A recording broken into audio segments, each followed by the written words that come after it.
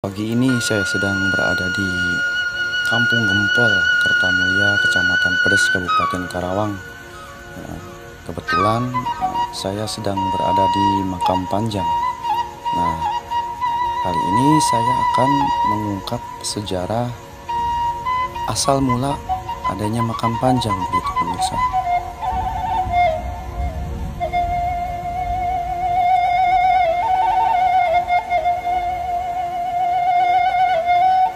Assalamualaikum sahabat dimanapun kalian berada. Dalam kesempatan kali ini, saya akan mengungkap kisah nyata yaitu tentang keberadaannya Makam Panjang yang ada di Kampung Gempol. Dengan diawali mengucap Bismillahirrohmanirrohim. Pantai Utara, atau dikenal dengan akronim Pantura Jawa Barat, merupakan bentangan wilayah yang memiliki banyak keunikan, baik dari geografis, kesenian, bahasa, sistem sosial budaya masyarakat, dan berbagai kebiasaan yang tidak ditemukan di wilayah lain. Kehidupan masyarakat Pantura dibentuk dan dikembangkan atas potensi yang dimilikinya.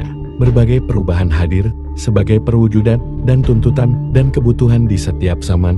Dengan demikian masyarakat Pantura tumbuh dan berkembang berdasarkan faktor kondisi internal dan eksternal masyarakatnya. Pantura Jawa Barat memiliki sejarah yang sangat panjang. Banyak penemuan menunjukkan bukti bahwa wilayah ini pernah dikunjungi berbagai macam kelompok masyarakat. Dari luar, fakta menunjukkan situs kuno di sekitar Cirebon, Indramayu, Subang dan Karawang menunjukkan daerah ini menjadi persinggahan dan tempat transaksi berbagai komoditi.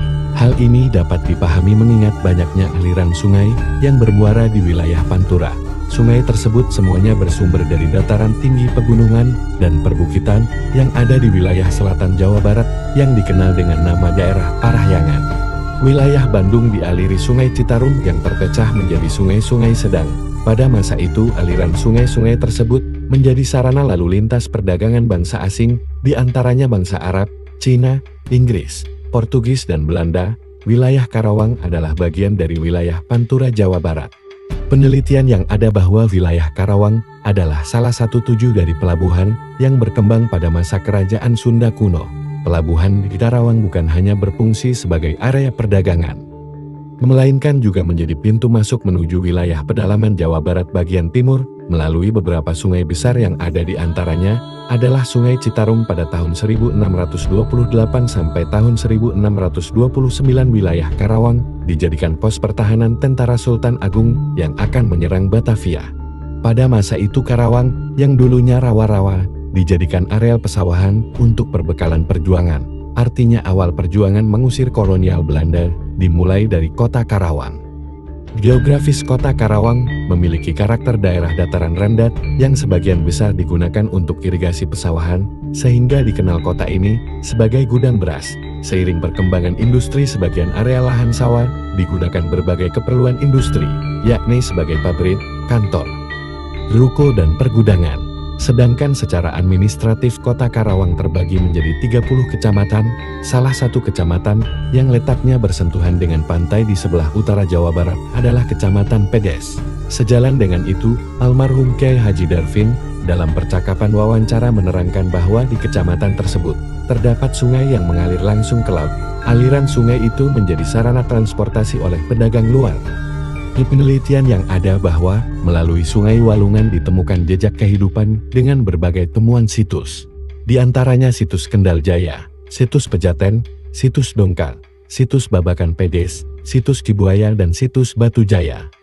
Bukti lain yang berkaitan dengan jejak budaya masa lalu Kecamatan Pedes adalah adanya situs bersejarah Makam Panjang Karawang yang sampai saat ini masih disakralkan masyarakat sekitar Kecamatan Pedes. Berdasarkan data wawancara atau ngobrol santai dengan juru kunci Makam Panjang Karawang yaitu Kyai Haji Darfin yang kini sudah almarhum, latar belakang terciptanya situs Makam Panjang Karawang berawal pada tahun 1627 Masehi.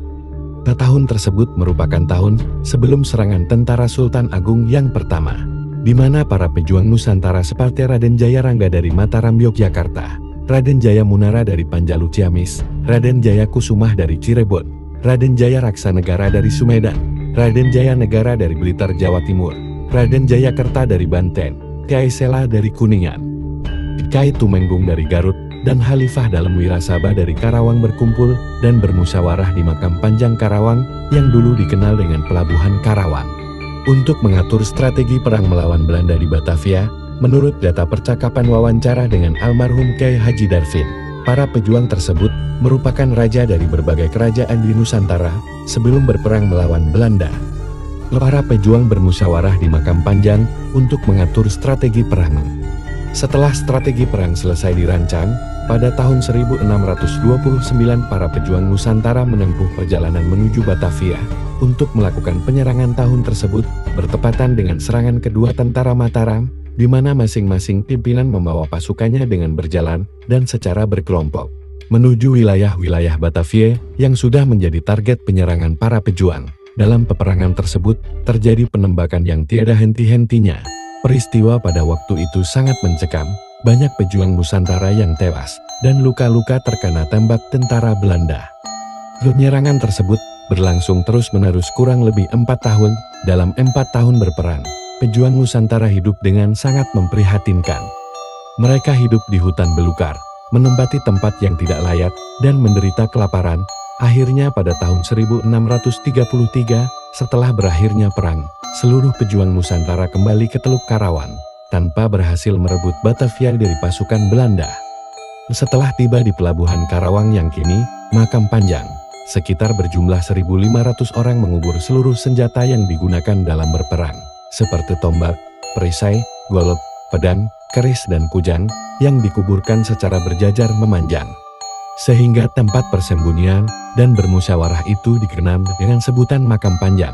Situs Makam Panjang Karawang merupakan makam pusaka yang digunakan para pejuang Nusantara dalam berperang melawan tentara Belanda di Batavia.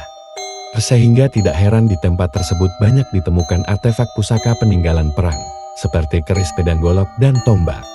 Namun peninggalan artefak pusaka yang paling mendominasi selain golok adalah keris. Keberadaan keris pusaka di situs tersebut sangat unik, di mana pusaka yang dahulu dikubur setelah selesai berperang tiba-tiba muncul dengan sendirinya tanpa harus menggali makam pusaka itu. Tetapi tidak semua keris pusaka hadir secara sendiri. Ada pula keris yang ditemukan dengan perantara orang lain, kemudian orang tersebut menyerahkannya kepada juru kunci. Sebagai pusaka yang menjadi bagian penting dalam peperangan mengusir tentara Belanda di Batavia, seharusnya artefak tersebut bukan hanya disimpan dan ditata dalam sebuah ruangan, akan tetapi dikaji, dihayati, dan dikembangkan. Dan disebarluaskan nilai-nilai yang ada di dalamnya bisa membangkitkan cinta kasih masyarakat terhadap tanah air, nasionalisme dan patriotisme, sehingga meningkatkan kepedulian dan kesadaran terhadap tinggalan budaya Karawang. Namun pemahaman tentang keris sebagai artefak Makam Panjang sangatlah terbatas. Bahkan keberadaan keris pusaka itu tidak diketahui oleh masyarakat Karawang secara menyeluruh, sehingga nilai perjuangan yang terkandung di dalamnya dilupakan. Hal ini diakibatkan ketidakpahaman masyarakat terhadap nilai sejarah dan makna dari unsur rupa yang ada pada keris situs Makam Panjang Karawang.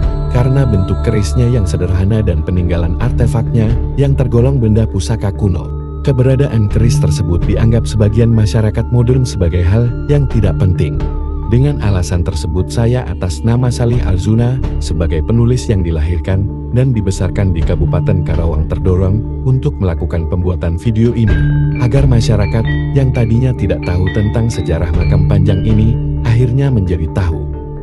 Sehingga dari pengetahuan yang didapat akan tumbuh rasa cinta, rasa ingin mengabadikan, rasa ingin menghormati, rasa ingin memberikan penghargaan yang tinggi terhadap para pendahulu sebelum kita, khususnya kepada para pejuang yang dulunya berada di Makam Panjang Karawang. Cukup sekian dari saya.